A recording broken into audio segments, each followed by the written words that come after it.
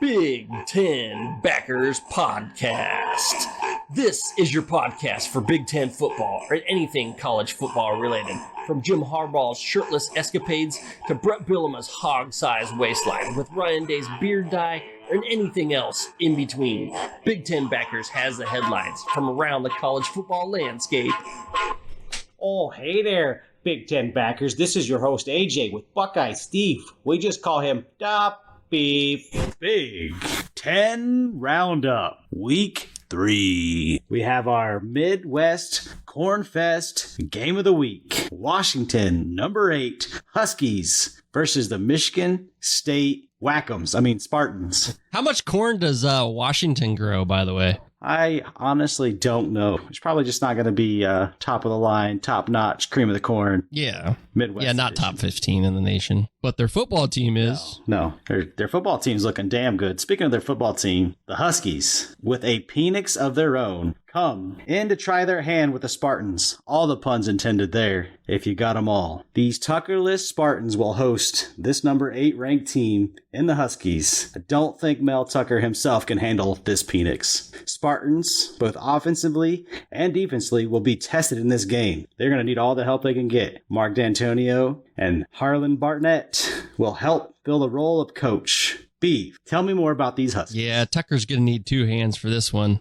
In ordinary circumstances, I'd say this is where the rubber meets the road. But I guess in Mel Tucker's case, this is where flesh meets flesh. Dicks in hand. We're going to Pound Town. I might not ever be able to stop these Mel Tucker jokes, so bear with me because it's funnier than hell, even though some people don't like it. So for the 3 people who are disgusted with all these comments and can't laugh at someone else's expense, grow up. Now let's talk about the Penix, because that's what men do. Michael Penix Jr., he's 57 for 78 for 859 yards, a 73.1 completion percentage. Now, for those of you that don't know, that's damn good. 8 touchdowns, 1 interception, 1 sack. Man, but who's he throwing to? Rome Odunze. He's a top 2 receiver for yards in the nation right now, and this game's only going to make it better. Interestingly enough, Sparty is top 5 in the nation in passing yards allowed with 107 per game. That's pretty damn good. They've turned away more balls than Mother Teresa. What do you think, man? You got a prediction for this? I do have a prediction. The Penix of the Huskies is way too big for these Spartans to handle. They lose big. Huskies, 42-17. Plus, I got a joke for you, Beef. I'm ready for it. You know how to make a clock out of a cock? A clock out of a cock. Out of a cock.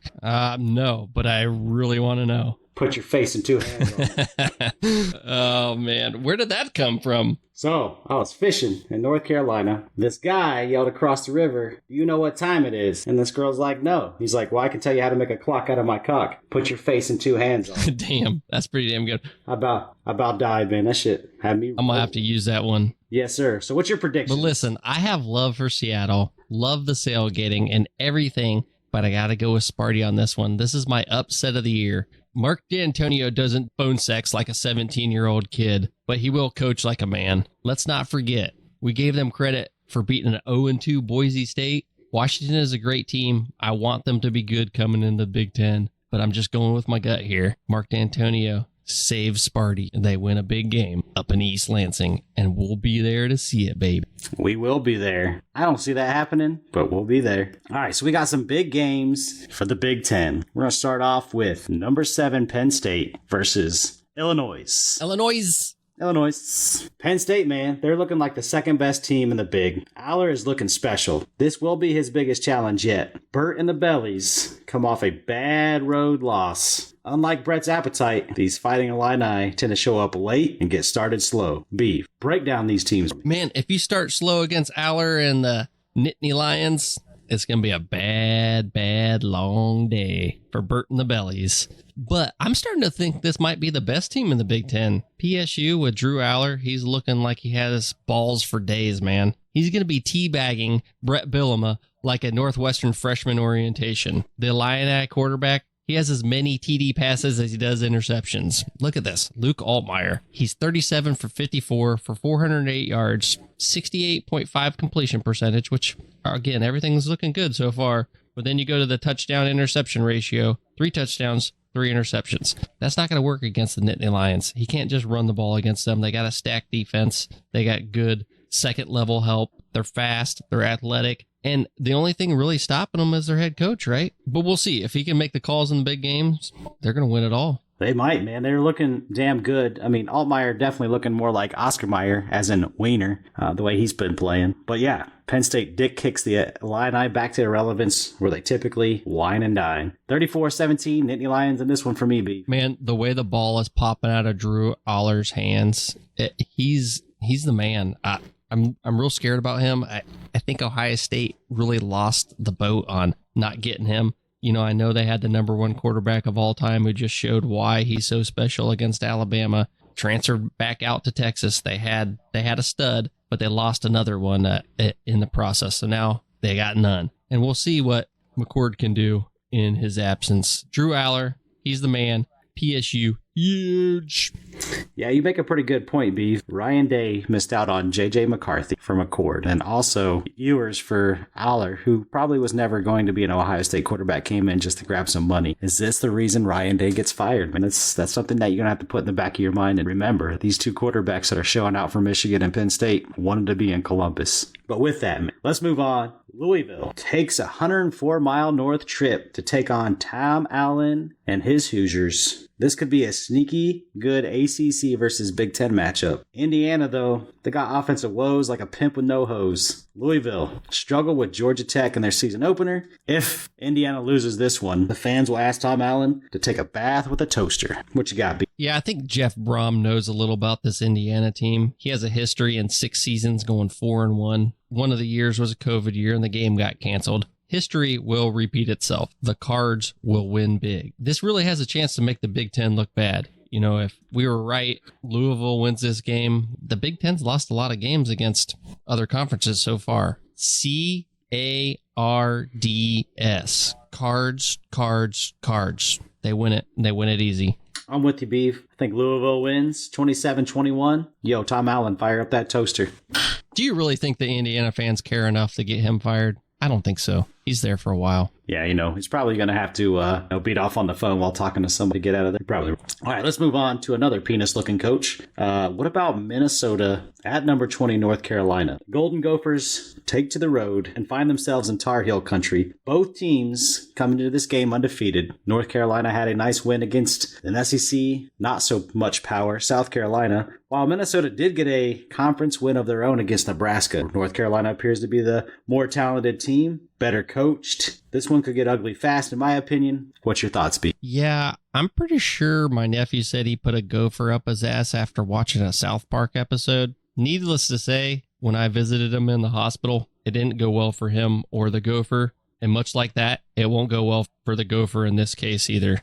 PJ Fleck will face a shitstorm while rowing his boat in feces, quite the same as the gopher had before. Heisman candidate Drake May will party like it's Cinco de Mayo, singing Daddy Yankee the whole way. As AJ prefers, Callie Licka My Anus has horrible stats. Listen to this. 34 of 59, 313 yards, 57.6 completion percentage, 1 touchdown, 2 interceptions to go along with 4 sacks. I don't know how that makes you feel, but I think someone's going to be licking someone's anus. No, I agree with you. I think Mac Brown is poised to choke a gopher, man. Erotic asphyxiation, anyone? This is a choke and suck match. Mac Brown going to choke a bitch, and these gophers going to suck. Heels 34, Gophers 17. Callie Akmanis sucks it up again.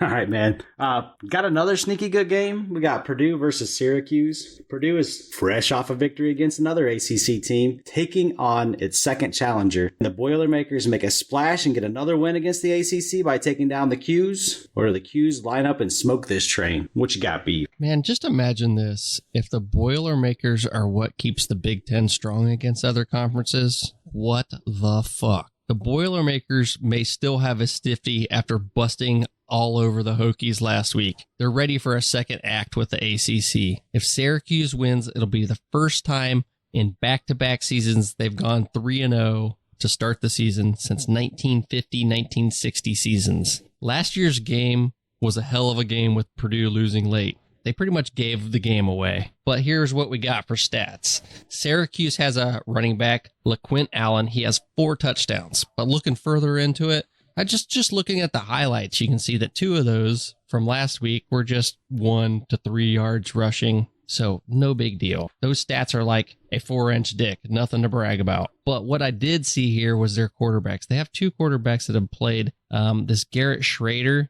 he's 37 of 54 for 543 yards, 68.5 completion percentage, 5 touchdowns, 1 interception. And then they got this other guy, Carlos Del Rio Wilson, who's 15 of 22 for 206 yards for a 68.2 completion percentage, 3 touchdowns, no interceptions. They've been blowing out some pretty bad teams in Colgate and Western Michigan, so take it for what it's worth. We're not going to know until these 2 play the game who's the better team. No, I'm with you, man. I got Purdue running a train in a very close match. Much like you need when you're running a train, I got Purdue riding with an extended stiffy into Big Ten play. All right, man. Virginia Tech. I guess they want to down the big as well. They're taking on their second big team, and Virginia Tech could not down the last big opponent it tried to swallow. Guess they are moving on to the Scarlet Knights. Greg Schiano has his Knights undefeated and a conference win under their armor. Virginia Tech is hoping to bounce back and get back on track. 2 out-of-conference losses could spell doom for the Hokies. Rutgers goes full Mel Tucker, pulls off the win here, Beeve. What do you... Is Virginia Tech trying to slide its way in the back door of the Big Ten with no lube or what? 2 Big Ten opponents in a row? Problem is, if they're trying to pull a drunken whoops wrong hole, they need to actually win the game. They need to make, a case for themselves to the Big Ten if they're going to ride that Hershey Highway. The Beef concurs. Rutgers cock blocks the Hokie for its quest for anal. All right, man, we're going to move on to these next couple games. They're not quite cupcakes, not quite good games, but they're still an ACC Big Ten matchup. Virginia's trash, Northwestern's trash, Maryland's okay, Duke is pretty good. So Virginia's at Maryland. Maryland wins this one. Northwestern's at Duke. Obviously, Duke wins this one. I don't know if you have anything to add. Yeah, I got Maryland big and Duke big. Not much to add. I kind of concur. All right, well, let's move on to the cupcakes. As always, sponsored by Brett Billama's Gut. We got Georgia Southern at Wisconsin. Woo! That's a big one. Oh, no, it's not. No one cares. Western Michigan at Iowa. Woo, buddy. Iowa better get their, I think it's 31 points now that they need. Oh, yeah, he ain't getting it. We got Northern Illinois at Nebraska. The only thing intriguing about this game, will Rule and Nebraska actually get their first win? They fucking better, man. Next, we got Bowling Green at Michigan. Another cupcake for Michigan. They roll big. Do they have their coach back? They don't have their coach back yet. One more game. Speaking of cupcakes, Ohio State's on to another one. Western Kentucky at number 6 Ohio State. Yeah, I mean, we should have dropped OSU a little further. But after this week, against a team averaging somewhere like 46 or 47 points per game, if they look average again, they're going to drop hard, man. And speaking of dropping, let's take a look at our top 25. NIL fan votes top 25. AJ, what do you think? Yes, sir. Let's get on to it. Out of this NIL fan vote top 25, let's take a look at the top 10. I want to go down the list. You tell me who you think are B's or double D's. Starting off with our number 1 team, Texas. Are they B's or double D's, Beeve? They're as double D as it gets, man. We do things a little differently in our top 25. First of all, they got to have some games played. This is the beginning of the season. These first couple weeks, it's all about who you played, what have you shown me, because we need big wins, double D on double D. We need those titties popping, bouncing people over like those balls they put people in at halftime. I need to see something like that. We need some big games. So Texas is number 1. They got those double Ds for a reason. They're staying there until someone else comes up with a better win. I'm with you, B. What about Florida State? They B's or double D's? They got the double D's for now. Anyone in the top 4 has got the double D's. We got them at 2. They had the big game against LSU to start the season. Now, I know at game 1, it's hard to compare, but who else has a better win? Texas. That's it. All right, you said our top 4. They're all supporting them double D's. So top 4, Texas, 1. Florida State, 2. Michigan, 3. Georgia, 4. Now we're outside of the top 4, Beef. Washington, they got a nice rack or not? They definitely got a handful, but I think we're keeping them at the C rack for now. Right on. What about Ohio State, man? They've been struggling. Their offense is not Ryan Day-esque. Are they looking a little bit more like in the B territory? Or are you thinking they're C? It's almost like they have one boob bigger than the other. They got a C and a B. I can't really figure it out. I don't know. I mean, we need to see them against someone good. this next game might give us a little bit, but we're not going to know anything till they play Notre Dame. So, yeah, they got 1B, 1C. They should be down further. Honestly, Penn State should be above them. Notre Dame and USC should be above them. And next week, they probably will if they don't show out. I agree. Well, speaking of Penn State being right there behind them and should be ranked in front of them, you think they're packing that cleavage? Yeah. They're looking good in the sun? Yeah, and I think that, Illinois is going to give them at least, somewhat of a game to, see really where they're at. But, yeah, I think that they got that C Cup, and they're pushing towards the top. We'll see what they got. Might be pumping those titties up pretty soon. All right, so you got two teams here. They're also going to play each other down the road. They're both looking good. Haven't played the greatest of competition. Who's got the bigger set here? Who's got the better breast? USC, Notre Dame. Hard to tell. I mean, USC looked really good on defense against Stanford, but they looked really bad against San Jose State. I need to see a bigger team. I need to see a bigger matchup before I really inflate those breast assists. Notre Dame, on the other hand, they look like they have the receivers. They look like they have the quarterback. Whether they have the defensive line to withstand a big-time team, I guess we're going to find out in a week. I give them C's. I give anyone in the top 10 C's right now. That's fair. I mean, Alabama kind of got their breast implant busted. One's probably looking a little fuller than the other. They might have to go in and get some surgery done, get that busted bag out of there. What's your thoughts on Alabama? Alabama needs a little help. And maybe it's just the beginning of the season, new quarterback. They got their loss at the beginning of the season right where you want it. If you're going to lose, now's the time to lose because you don't want to be losing after September. Let's see what happens. Alabama can definitely turn it around. They got the roster to do it. But their offensive line and in the trenches in general, they just got manhandled by Texas. I mean, Texas's offensive line was pushing around that defensive line like it was on skates, man. So there's a lot of work to do for Alabama. They got new coordinators, so maybe it'll take some time. We'll see what happens, but I don't think they're coming back, man.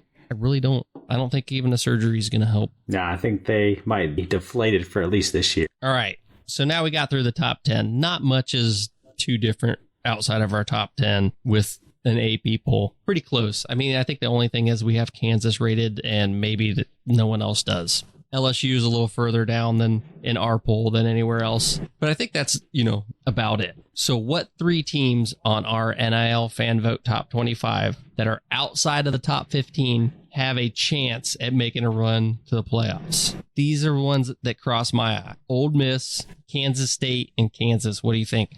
Man, I don't know, Beef. I think Kansas and Kansas State, they're going to run into a Texas chainsaw massacre. I would count them out, man. I don't think they make a splash. Texas is looking too big. Chainsaws revved up. Ain't happening. Ole Miss, maybe they have an outside shot. Maybe they can pull some Rocky bullshit and go the distance. I don't really see it happen. I don't really see that happening. But I like your well wishes, Beef. So who's Ole Miss going to lose to? Because I see them at the moment. Good chance of running the West. I just don't think they're that much of a dominant team. I think Alabama could beat them. I think LSU could beat them. I think they could beat them as well. But I just don't think they run through the gauntlet. I think that they're good enough to beat any of those teams, but to run through all those teams is not going to happen. Got it. All right.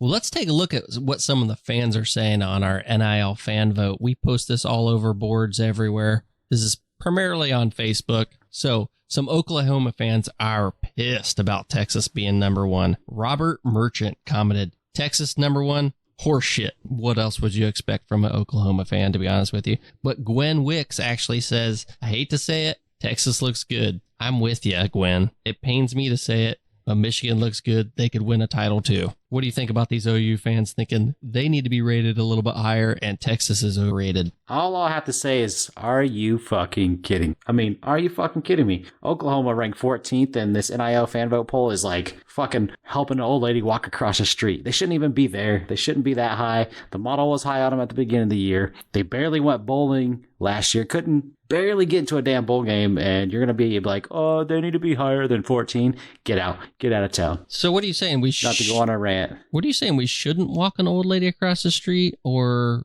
we're doing them a favor like walking them across the street? We're doing them a favor by walking them across the street, but, maybe you should do the whole Woody Hayes thing. What did Woody Hayes say about compliments? He said, don't ever take a compliment unless she's a lady over 80. I didn't know that. That's knowledge to me today. Let's go and see some of these Buckeyes that are a little off the wall, man. Brian Dunny commented, haters, this is why we're number 6. These people are thinking OSU's way underrated.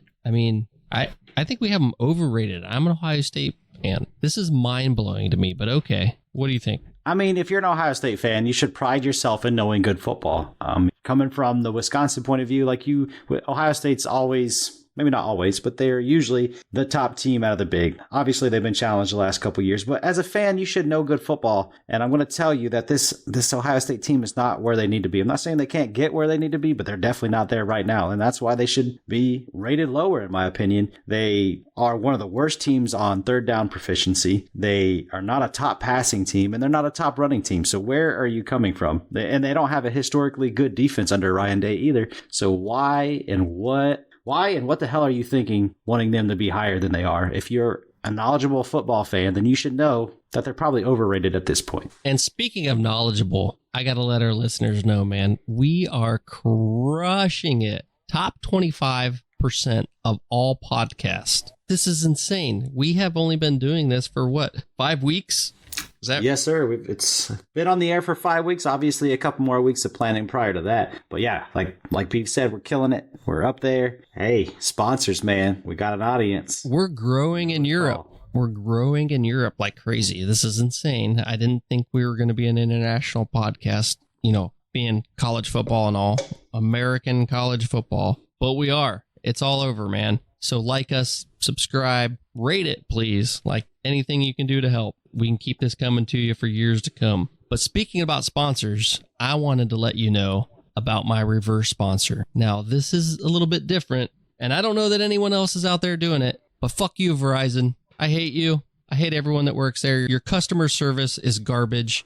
If you need anything done, make sure you have 2 days vacation to take, because they're going to make you take it to get anything done. And it might not even get done. Just a word for the wise. If you choose a cell phone carrier, choose someone else. B, we always love to watch you get off on your chest. We appreciate you again. They suck dick. They do. It's kind of like being a passenger in Mel Tucker when he's on the phone. You just don't want to be there. Nice. Well played, sir. Yeah, let's move on and let's trim the landscape, man. Let's get the ball trimmer out and get the trim in this bush. Oh, we keep getting that ball trimmer out, man. Let's bring out that trimmer, the ball trimmer, that is.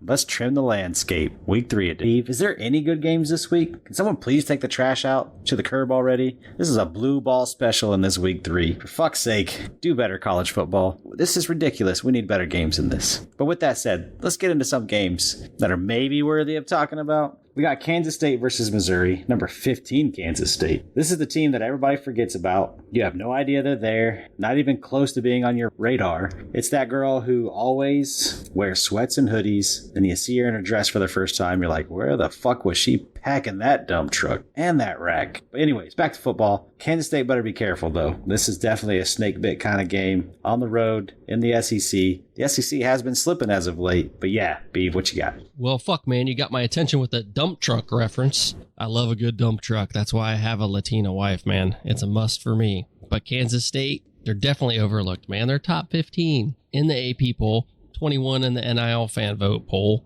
but no one's talking about them. They're going to have to pull a Will Smith and smack a bitch up on a big stage so they can get some publicity. I can't even talk about stats against Southeast Missouri or Troy, but they took care of business just like they should. Missouri and Eli Drinkwitz, they're garbage, man. He'll be packing his bag soon. They just had a 23-19 win over Middle Tennessee State. Just squeaked out that win, man. Kansas State's coach, Chris Kleiman, won 4 national titles at North Dakota State, the Bison, baby. Game Day even made an appearance there in 2013. Kleiman was a defensive coordinator then, but he's still a vital part of that team. So, I got to go with Kleiman. He's taking care of business then. He's taking care of business now. I don't even think it'll be a close game. I think it'll be closer than the experts think. I'll take Kansas State wins a 10 pull away late kind of game. Let's talk about BYU at Arkansas. BYU, they find themselves in Razorback territory on this Saturday evening. I feel like no one is thinking about this game, but you should. Only because the slate is so bad. There's no baddies around. You still got to take someone home. This might be the ugly girl you got to take home on Saturday because, like I said, there's no other baddies around. But take a look at this game. Arkansas is favored by 8. The SEC is looking the softest it's ever been.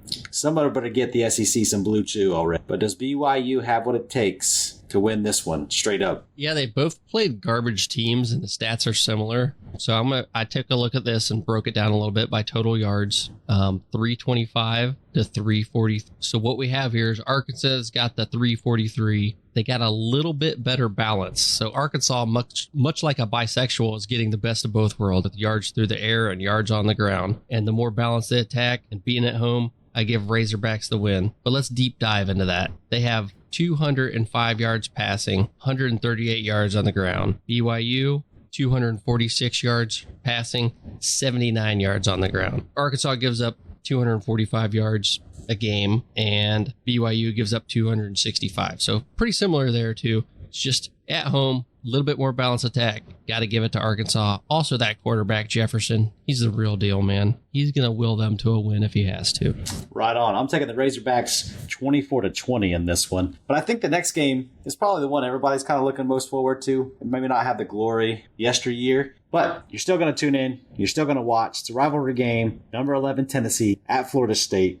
Tennessee, man, they look like a Tourette's guy trying to give a public speech last week. They struggled with Austin Peay, man. Like, how are you going to struggle with Austin? But then again, the Gators look like they haven't found their way, losing big on the road at Utah. But that could be erased, man. That feeling of how bad the Gators are could be erased if they can take down the Volunteers. Joe Milton will need to be at his best. It's easy to play like ass in the swamp, boy. It's easy to get swamp ass down there in Florida. If he loses this one, Swamp Ass Joe will be his nickname on this podcast for the rest of the season. What you think? Wait, who's the quarterback at Florida? Graham Mertz, 45 of 61, a 73.8 completion percentage for 526 yards, 2 touchdowns and 1 interception. While that might not sound bad, I look for him to throw 2 interceptions in a pivotal part of the game. Tennessee has not won in Ben Hill Griffin Stadium since 2003. I was just getting legally drunk at that time. And wow, 50 Cent was just starting to gain popularity. I was just a year past playing my last college football game. Tennessee breaks the streak. Mertz, like I said, with 2 pivotal picks to lose the game. This game is about as sloppy as a cut rate strip club dancer.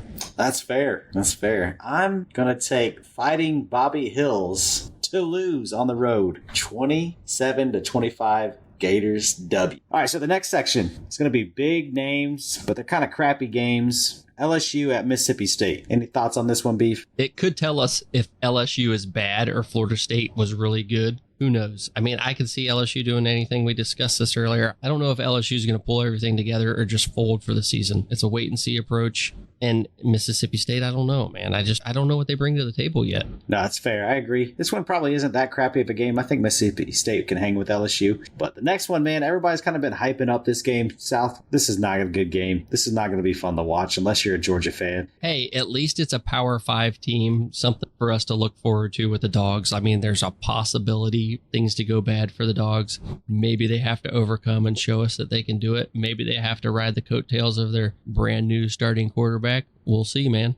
Right on. We got some sleeper games out there. They're not necessarily fun to watch. They're not necessarily big games or they're crappy teams, but they're both crappy or they're both kind of trying to find their way. And that's why it's a sleeper game, just based on it could be interesting how the game plays out. So Fresno State at Arizona State. Arizona State's struggling. Fresno State's pretty good. We'll see how this one ends up. And then we got TCU on the road at Houston. TCU needs to bounce back from that Colorado loss. Houston, they're both kind of solid teams. I think they're kind of on the same page as far as competitiveness. Should be a good game. Pittsburgh and West Virginia, both trash. But since they're both trash, when you put trash and trash together, it makes for fun YouTube videos. Yeah, Pat Narduzzi's just trying not to get hired at Michigan State. He doesn't want to be part of that dumpster fire. Right on. Well, let's get Jamie on the line so he can provide us a little update on all these Pac-12 Heisman candidates out there, man. Hey, AJ. Thanks for having me on the show again. I'm excited to give you what I see as where the Pac-12 sits in this year's Heisman race. I'm going to give you my list as it sits. Definitely debatable. One thing I think is not debatable is who's number 1 atop the Pac-12 Heisman runners. And that's got to be Caleb Williams, the quarterback out at USC. He's all over ESPN right now, and for good reason, because he's playing the game of football like my son plays Madden. He is phenomenal in what he can do with the football and what he can do to extend the plays. Right now, he sits with 878 yards through 3 games, 78.6% completion percentage, 12 touchdowns, and no interceptions. And he's done that all while being out by halftime in most of those games. A big staple to why he's number one is the 49 points he put up against Stanford in the first half. To me, that was his best victory so far, and I'm expecting to see a lot more to come. Week 5 is his first big test, and that's Colorado. I don't think he'll be tested by their defense, but I definitely think he'll need to keep putting up points. And number 2, the only non-quarterback on this list, and that's Travis Hunter, the wide receiver, the defensive back, the Mr. Everything of Colorado. He's the only two-way player that I know of at the D1 level right now, and he is playing lights out. He's doing both positions to an exceptional level. He is what it means to be a Heisman. He is what it means to be the most valuable player on your team. He is doing it time and time again, and that's why he sits at the top of my list here at number 2. He's got 1 interception, 7 tackles, but his 14 receptions for 192 yards in 2 games. That's phenomenal. He's going to be tested throughout the season. It's going to be coming up. Week 4, you can see him traveling to Oregon. With week 5 is going to be at home against USC. So those are going to be some good primetime games. See if Coach Prime can cook up a game plan. Next up, his own teammate, the man who throws him the ball, Shedeur Sanders. He is where he's at. I struggled with this. I had Michael Penix Jr. number 3, Shedeur Sanders number 3. I went with Shedeur Sanders because of what the schedule he's gone up against, the teams he's gone up against, the stage that he's been on, and the way he's performed. 903 yards, 77.5% completion percent, 6 passing touchdowns with 1 rushing touchdown, and 0 interceptions. You're going to see a lot of that going forward with the Pac-12 QBs is 0 interceptions. And that's kind of a bright spot along with the completion percent. But I'm pretty pumped about what Sanders has brought. I didn't count him in my top QB list. I didn't count him in my top player list going into the season. But what he's done, he's stepped up and he's putting on a show. I'm excited to see what happens. Like I said before, they travel to Oregon for week 4 at home against USC. That's where he's going to be tested. That's where his spot in the Heisman race is going to be defined. And throughout the Pac-12 is going to be a challenge. Number 4, you heard me mention him earlier, Michael Penix Jr. out of UW. Man, I saw him in person once this year already. He's the real deal. He's phenomenal. I'm excited to see what he brings throughout the season. I mean, heck, he should be good. This is his 6th year in college football, so he is their elders, so he should be putting on a show for them. He is sitting at 859 yards with 73.1% completion percent, 8 touchdowns, 1 interception. I think just like everybody else, it's going to come down to that Pac-12 schedule, and you're going to hear me beat that drum over and over again that these guys are going to go against each other, and they're going to test each other, and those guys are going to be on display, and that's how they're going to be judged. Next up, may not be your favorite, but he sure is mine, and that's Bo Nix at number 5. Most people probably thought I'd rank him at number 1, but no, I'm a realist here. He's played good enough to be on the list, but he still has more to prove. With 646 passing yards, 77.5 completion percentage, 5 touchdowns, 0 interceptions, adding in 46 rushing yards. He did that while only playing half the game, in week 1. I'm excited to see what comes. The problem he's going to have, besides the schedule that I keep talking about, is Oregon is a rushing team. They're sitting at 230 rushing yards average per game as a team. That's going to take the ball out of his hands. He's not going to get those stats that you might see from Caleb Williams, from Shedeur Sanders, from Michael Penix Jr. But as long as they keep winning, he'll keep being in the conversation. Week 4, at home against Colorado. Should be a good time for him to be on prime time there. It should be a good test. So that's my top 5 for the Pac-12. I have a couple honorable mentions that I'd like to I don't think that they will be atop the list. I don't think they'll get an invite at the end of the year to New York. But I do want to talk about them because there's some immense talent coming out of the Pac-12, and it'd be a shame not to. First up, that's Cam Ward out of Washington State. He got that big win against Wisconsin. He's passed for 663 yards with a 70.4% completion percent, 5 touchdowns, another 0 interceptions, 83 rushing yards, and 1 touchdown. He's playing lights out. He played a big game. All right, don't beat me up on this name here, but it's Oregon State's quarterback, DJ Uiagalelei. All right, I wrote it down to pronounce, so that's why I might have said it correctly. I probably still said it incorrectly, but get that name down. He's going to be immense talent. He's got 346 yards, 5 touchdowns, 0 interceptions, but he's also added 3 touchdowns on the ground. He hasn't been playing full games yet. I'm excited to watch when they go up against some tough talent. The 2 quarterbacks I just talked about, Cam Ward, DJ Uiagalelei, they play each other week 4, and they will test each other, and I'm excited for that matchup. One shout out is to freshman quarterback Dante Moore. He's been going through his own quarterback battle over at UCLA, and he, quite frankly, has won. Chip Kelly is very mysterious and will not say who the starting QB is, but he has been putting on a show. If they want to win, it's going to be through him. 433 yards, 61.5% completion. That's his rough spot. 5 touchdowns, 1 interception. If this kid continues to be the starter, I have him pegged to be a freshman All-American. And that's something that would be pretty cool to see for the Pac-12 with all these Heisman hopefuls. So there you have it. That's my list, and I appreciate you taking the time to hear it out. All right, AJ, thank you. Let's get Seattle Matt on the line for another segment of Vegas Does Matt until he can turn the tide. I think Vegas is doing Matt a little extra right now, huh? 10-10 last week. So for the season, you are what? 19-22 on the year. I think. So we never determined what happens with a tie, but since the overall you're losing, Vegas is still doing you. We'll give you this for last week.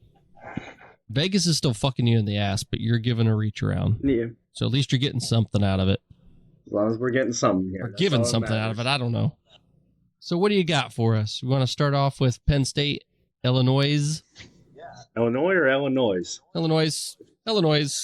Yeah, well, they got to win a Big Ten game before we'll go back to Illinois. This is probably... We could drop the S with a win. This is probably the biggest matchup in the Big Ten this week, which isn't saying a whole lot. It's a pretty rough week 3 slate in college football. This is a game right now. Penn State's minus 14.5. They are going to Champaign to play. This one started out at 15, so we haven't seen a lot of line movement with the spread. Same with that over-under. Started at 48, now 48.5. So you're really just not seeing much movement on either side of it. Probably money's pretty even on both sides. That hook is very dangerous. I would probably be leaning a little bit towards Illinois with that hook, but I'm curious what your 2 thoughts on this. Penn State all the way. Drew Aller's got it. He's gonna have 3 touchdowns in the first quarter, probably. I'm with Beeve. I don't see how Illinois covers the spread. I'm taking Penn State and the over. Fair enough. Issue solved. 2 against 1, you lose. Vegas is fucking you again. Not only is Vegas fucking you, but now we're fucking you. On to the next We'll one. determine that. We'll determine that Sunday morning, like we do in most cases. Okay, touche. Minnesota, North Carolina. What do you got? Yeah, this one again, one of those games where you're not seeing a lot of movement on either the spread or the over/under. Right now, North Carolina minus 7.5 started out at 6.5. That over/under it started at 49, and we're now seeing it at 50.5. So really not a ton of movement in either direction. I am probably leaning North Carolina with this one. I don't like the 7.5. If you could buy that down to 7 or 6.5, I would jump all over it. But I would say if you're just going straight pick 'em, I'd be looking at North Carolina. How about you, Adam? Yeah, I'll take North Carolina. I'm right there with you, Matt. I think they go over the 7.5 and they get a big win here. The Beef concurs. I wish I would have got that starting spread at the 6.5, but I think they can get that 7.5 too. Well, you two have seen Minnesota in person, so you have a better feel of what that team looks like. Lucky to be undefeated Jeff Sims handed them 3 turnovers, and they still barely won the game. It kind of looked like LSU, Mississippi State. What we got? Yeah. And again, I think you're going to start seeing a trend here until we get towards the end. Another game with just not a lot of movement. Started out at -9 LSU, now at 9.5. So you're seeing kind of the public moving a little bit more towards LSU. Started out at 53.5, now up to 54.5. Again, not much traction on either of those. A little bit of line movement's pretty normal. Really, I'm taking Mississippi State in the points. I mean, I don't know if you've seen that LSU defense, but they couldn't cover anything, man. They were terrible. So I'm going to take Mississippi State. So Mississippi State, LSU, I stay away, man. I don't want to touch this one. I don't know what's going on with either school. I could see LSU just becoming a dumpster fire. I could also see them getting back up into the top 10. So I have no idea. I stay away until I know more about them. And Mississippi State, who knows? I mean, they got to... You like anything with that over-under at all, or just stay away completely? I stay away from this game completely. Fair enough. Not touching it. That's the first thing you haven't touched in a while. Moving right along, Florida State, Boston College. What do we got going on here? Yeah, this one is interesting. And as we're kind of going through these segments, talking about looking at spreads and over-unders and things like that, you're going to start to see times where lines or spreads can move very dramatically. And there's usually one of 2 major reasons why you're going to see that. One, typically a quarterback or a star player is injured. Yeah. Blah, blah, blah. Who got hurt? No one. Because the second reason no one. You're going to see crazy line swings is weather. And that is what we got in Chestnut Hill, Massachusetts. Hurricane Lee barreling down the East Coast in the Northeast. And what you're seeing here is a starting over-under at 56.5 for Florida State Boston College. It is now at 47.5.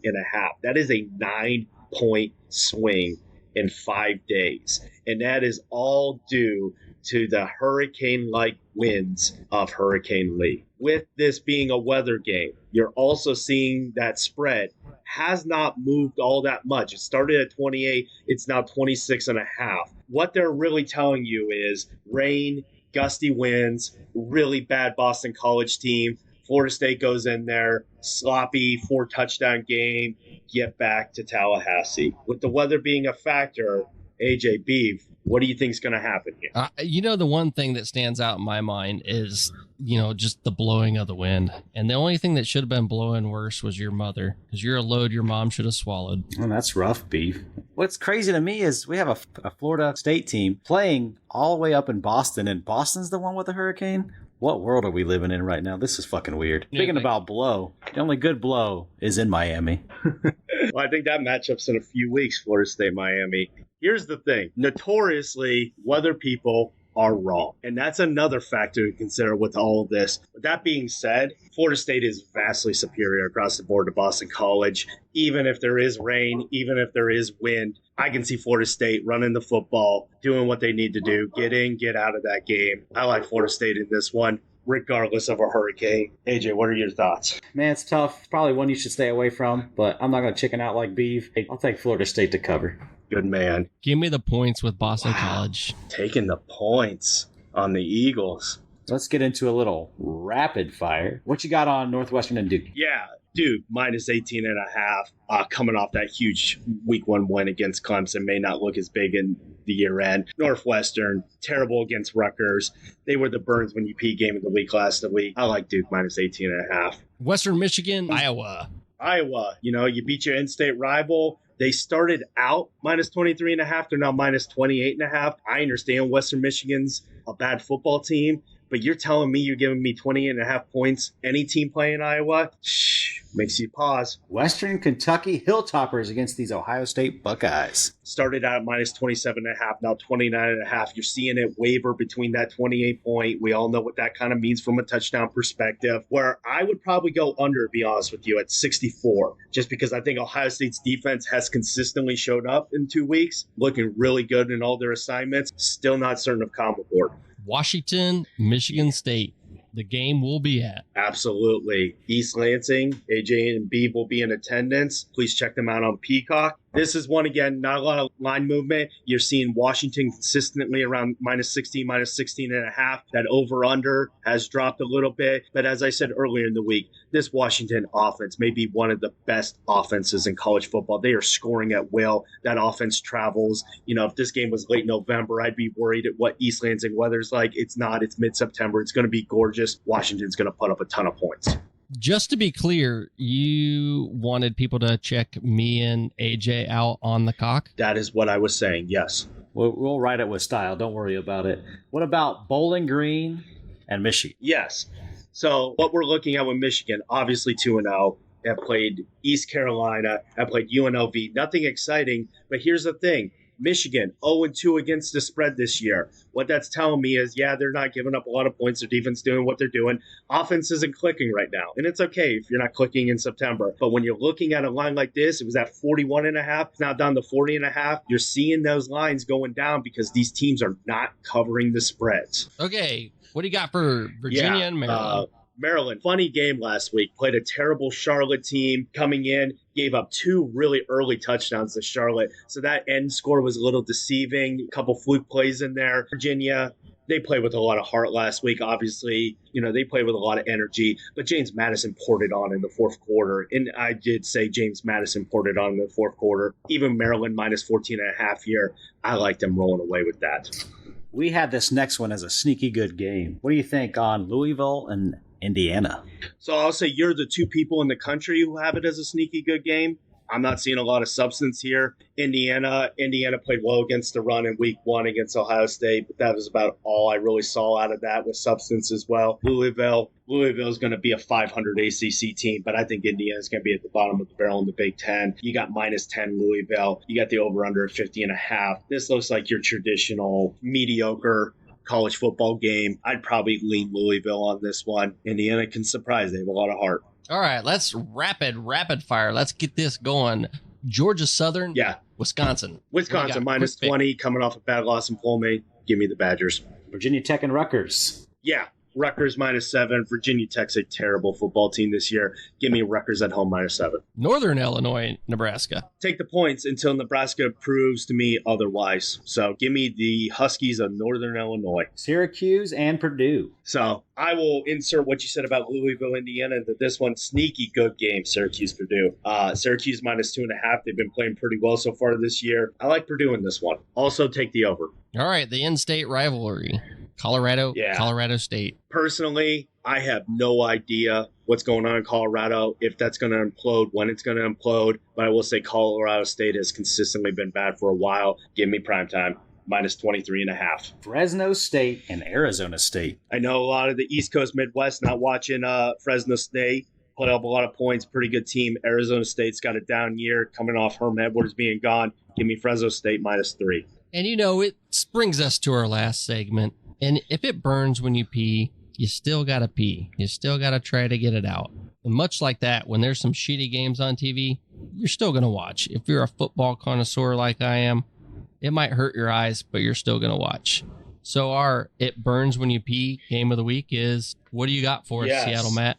For this week, we are traveling to the great state of New Mexico, where Mexico State is on the road to take on in-state rival New Mexico.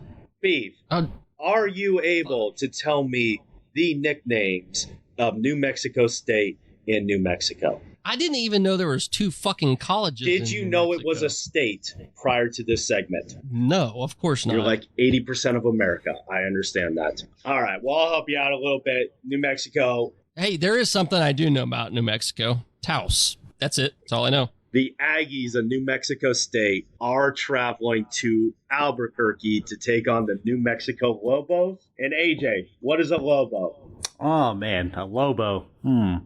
I think it is a drunken hobo south of the border. Close. It is a wolf, but I have heard what you've said be called a wolf at times too, so we'll go partial credit on that one. This game, New Mexico State, minus 2. Over-under is at 51. Now, Beef, you are 1-0 on the year. Let's remind everybody, last week you took Northwestern in a beautiful dumpster fire win over UTEP. So you are 1-0 on the year. AJ and I are going to hold you to this week by week. You got New Mexico State -2. You got New Mexico. Well, the over-under is at 51.